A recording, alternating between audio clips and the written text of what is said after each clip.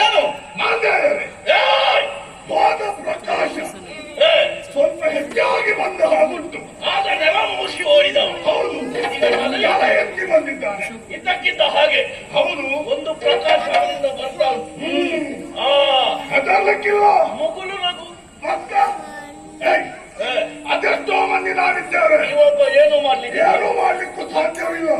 ಎಲ್ಲರ ಒಂದೊಂದು ಮುಷ್ಟಿ ಇವನ ಬೆನ್ನಿಗೆ ಬಿದ್ದರೆ ಇವ ಬಚ್ಚಿ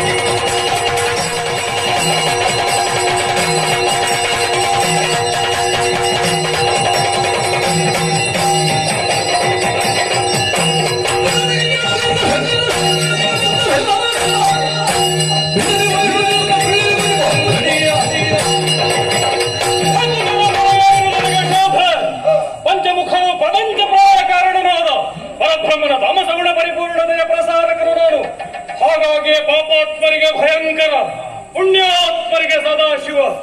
ನನ್ನ ಭಕ್ತನಾರುವುದು ಕೆಡಹಿದಂತಹ ಸೂರ್ಯನನ್ನು ದಂಡಿಸುವುದಕ್ಕೆ ಬೇಕಾಗಿ ವೃಷಭನ ಬೆನ್ನೇರಿ ಗಮಿಸಿದೆ.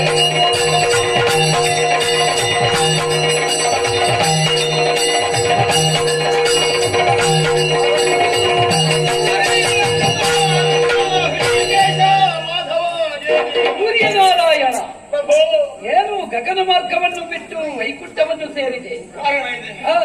ನೀ ಕೊಟ್ಟಂತಹ ಉದ್ಯೋಗವನ್ನು ನಿಷ್ಠೆಯಿಂದ ನಿರ್ವಹಿಸುವಂತಹ ಸಂದರ್ಭ ಮೂಳರಾದಂತಹ ಮಾನ್ಯರು ನನ್ನ ಕರ್ತವ್ಯಕ್ಕೆ ಅಡ್ಡಿಯನ್ನು ಉಂಟು ಮಾಡುವುದಕ್ಕೆ ಮುಂದಾದ. ಹೌದೇ? ಕಾರಣ ಏನು ಎನ್ನುವುದಾಗಿ ಅರ್ಥವಿಸಿಕೊಂಡೆ. ಪೂರ್ವೋತ್ತಮನಾದಂತಹ ತನ್ನದ್ದಾದಂತಹ ಕಟ್ಟಳೆಯ ಮೂಲಕವಾಗಿ ತನ್ನ ಪ್ರಜೆಗಳೆಲ್ಲರನ್ನು ನಿರ್ಬಂಧಿಸ್ತಾ ಇದ್ದಾನೆ. ಆ ಪರಿಣಾಮವಾಗಿ ಭೂಸುರರು ನನ್ನನ್ನು ಪೂಜಿಸುವುದನ್ನು, ನನಗೆ ಅರ್ಘ್ಯವನ್ನು ನೀಡುವುದನ್ನು ಮರೆತು ಹೋಗಿದ್ದಾರೆ. ಹೌದೇ ಪ್ರಭು?